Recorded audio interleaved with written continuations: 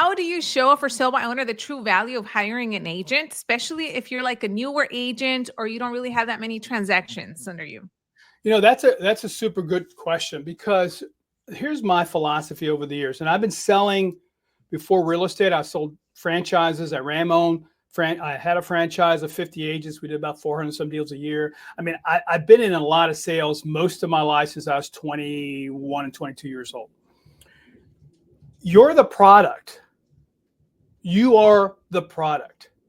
Again, so you are demoing you to them to see whether or not this is something that they would even consider. So don't oversell, but you do need to demonstrate your knowledge, okay? And I wrote down, there's 4 things when you're talking to someone, is what I call the conversation track.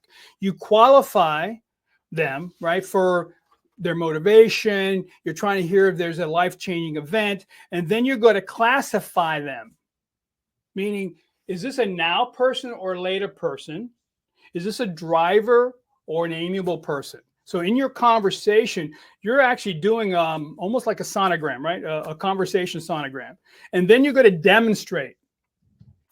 So you do need to do some type of demonstration of your knowledge. And it's a conversation. Bob, I was just looking in your neighborhood, and I just realized that in the last, 12 months, you've had about 15 houses that have sold, and most of them came in right at sale price if they're priced right, but a lot of people had to drop their price by 5%. Did you know that?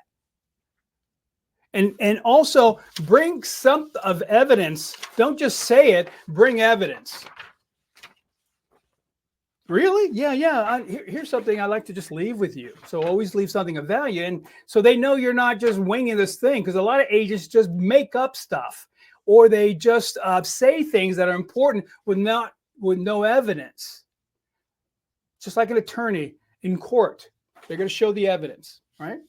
So by being able to demonstrate that, they will now feel that you are a lot different. So our goal is to separate ourselves from the masses by our conversation initially, by our persona when we meet them. And now we've gotten away from what we call the red ocean. The red ocean is everybody else in real estate.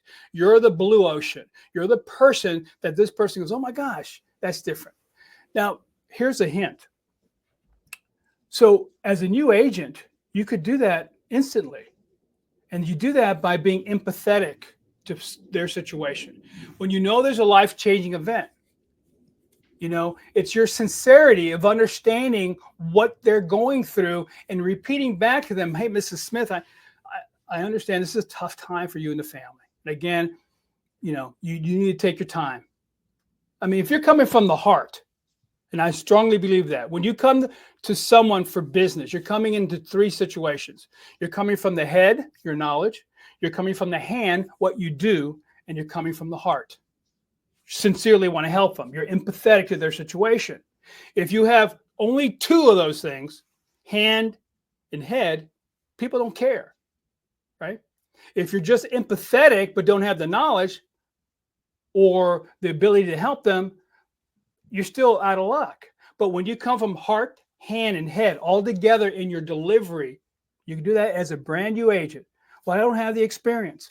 It doesn't make any difference. The fact that you know something about what's going on with them in their neighborhood, because it takes no time to go into MLS and pull out of your system the number of houses that have sold. So when you go to a house, for you brand new agents that want to hit the for sale bonus, and let me tell you something, most agents screw this thing up. They're not really doing the FSBOs well. And the experienced agents don't want to do it because they don't want to prospect. That's okay.